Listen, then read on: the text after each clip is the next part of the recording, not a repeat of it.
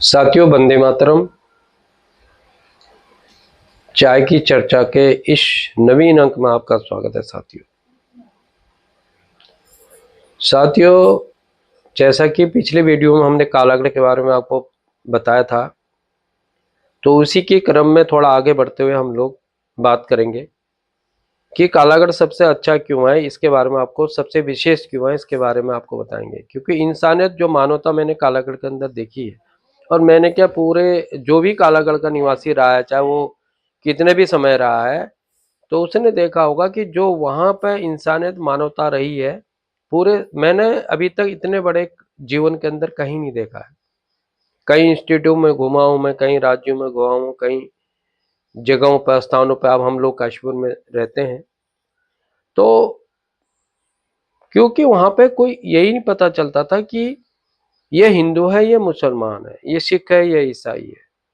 हमारे पड़ोस में कॉलोनियाँ बनी हुई थी, जो मैंने आपको बताया है। चूंकि वो जितनी भी कॉलोनियाँ थी, लगभग 3 या 4 किलोमीटर की परिधि में बनी हुई थी कॉलोनियाँ, और जो कि सिंचाई विभाग के अंतर्गत, सिंचाई विभाग के द्वारा बनी गई थी, लेकिन मास्टर प्लान से बनी थी। तो हम लोग सेंट्रल कॉलोनी में रहते थे, वर्कचार्ज कॉलोनी में। हमारे पिताजी वहाँ नौकरी करते थे। 3 भाई थे हम लोग।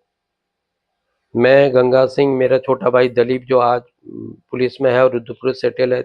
तीसरा भाई जगदीश, जो इस समय जॉब करता है प्राइवेट, लेकिन किच्छा की तरफ जॉब करता है। और एक बहन थी हमारी, रेखा। तो हम 3 भाई और एक बहन थी हमारी। और हम लोग मतलब किसी भी घर में चले जाते थे, वहां पर किसी के भी घर में घुस जाते। ये समझिए आप, पता ही नहीं रहता था कौन क्या है। आज के संदर्भ में आप कहीं को जा सकते हो क्या? बिना इजाजत किसी घर में घुस सकते हो? हम लोग ऐसे ही चले जाते थे। स्कूल में भी नहीं पता चलता था कौन है भाई, ये क्या है, किसी जाति धर्म का है। और किसी के घर में कोई भी दिक्कत, परेशानी, दुख, दर्द है, तो पूरी कॉलोनी इकट्ठी होती थी, समझिए आप। मतलब एक मोहल्ले में पता चल जाना चाहिए, पूरी कॉलोनी इकट्ठी हो जाती थी। घर वालों को पता ही नहीं चलता था। उस मरीज को दिखाना, सबको ले आना, घर वालों को पता नहीं, तो ड्यूटी कर रहा, और पता चला उसको एडमिट कर दिया, उसको दिखा दिया। पूरा पूरा मोहल्ला इकट्ठा हो जाता था। ये प्यार हमने सिर्फ कालागढ़ में देखा साथियों। किसी घर में चले जाओ, किसी घर में रुक जाओ। B719 वर्कचार्ज कॉलोनी कालागढ़, ये नाम मेरे जहन में ऐसा है जैसे पत्थर पे एक लकीर होती है जो कभी नहीं भूल सकता। हम कालागढ़ में वर्कचार्ज कॉलोनी में B719 में रहा करते थे। हमारे घर के सामने एक बहुत बड़ा ग्राउंड था, एक बहुत बड़ा मैदान था। उस मैदान में एक क्लब भी था। उसमें हर हफ्ते प्रोजेक्टर से पिक्चर दिखाया करते थे। उस समय अनाउंसमेंट की सुविधा नहीं थी, लेकिन क्लब में जो कैरम वगैरह खेलने के लिए जाया करते थे, तो वो आके बताया करते थे कॉलोनी वासियों को कि वहाँ पे आज पिक्चर, ये वाली पिक्चर होने वाली है। तो हम लोग छोटे छोटे थे, घर से ही अपनी टाट या कुछ बैठने के लिए इस तरह से कुछ ले के जाया करते थे, और ताकि हमारी बहनें, हमारी माँ आके आगे बैठ सकें, पिक्चर का आनंद ले सकें। तो उस मैदान में 26 जनवरी, 15 अगस्त को प्रतियोगिताएं आयोजित की जाती थीं। तरह तरह की प्रतियोगिता थी। वॉलीबॉल, उस समय क्रिकेट का इतना क्रेज़ नहीं था। फुटबॉल, कैरम, शतरंज, कबड्डी। कबड्डी का मैं विशेष रूप से जिक्र इसलिए करना चाहूँगा कि कबड्डी, उस समय कबड्डी की टीमें आया करती थी जामुन वाले से टीमें आया करती थी। वही आपस में कबड्डी खेला करते थे, उसी गांव के लोग थे, और वो सबका मनोरंजन कराया करते थे। बहुत भीड़ हुआ करते थे उसमें। कालागढ़ में एक टाइम ऐसा था कि सुक्का सोत में झोपड़ी डालकर रहा करते थे लोग। 2 घरों के बीच में जो जगह थी, वहाँ पर भी झोपड़ी डाल कर लोग रहते थे। इतनी भीड़ हुआ करती। शिफ्ट की बसें, 15-15, 20-20 बसें एक साथ जाया करते थे शिफ्ट के लिए।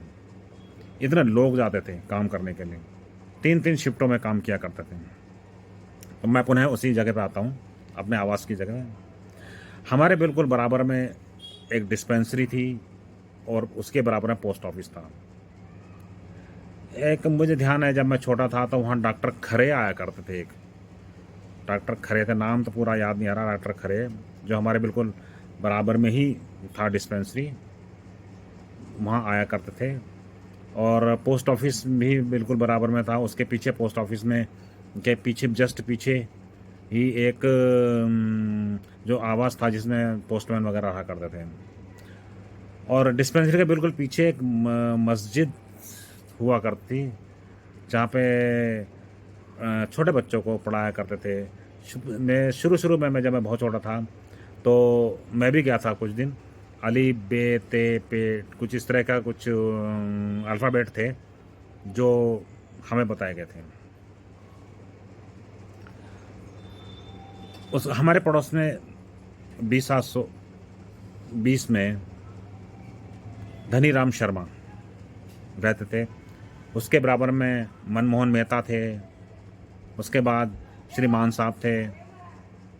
हमारे घर के पीछे सीएमडी ऑफिस था, शायद कुछ लोग जानते होंगे, एक छोटा सा सीएमडी ऑफिस था हमारे घर के पीछे, जिसमें अशोक त्यागी, सुशील त्यागी, ये जो हमारे साथ पढ़ा करते थे, हमारे साथ खेला करते थे, ये रहा करते थे। हम लोगों का खेल था कंचे, गिल्ली डंडा, पतंग। शायद कुछ लोगों को ध्यान होगा, पेड़ों पर हम खेला करते थे, कान पत्ता करके कोई खेल हुआ करता था, उसको हम खेला करते थे। एक लड़का डंडी फेंकता था, बाकी सब लड़के पेड़ों पर चढ़ जाते थे और कोई उससे आके नीचे आके डंडी को उठा लेता था। इसका अगला जो भाग हमने पिछली बार बताया था साथियों, इसका अगला भाग जो हमारे साथी अनिल राव जी ने बताया था, अगला भाग सुनिएगा और मुझे लगता है कि आपको बहुत अच्छा लगेगा। और इस पे हम लोग बारी बारी से बातें करते रहेंगे साथियों। अगली बार कुछ और चर्चा, विशेष चर्चा के साथ नए साथियों के साथ आपसे परिचय कराएंगे। इसी के साथ जय हिंद, जय भारत, भारत माता की जय।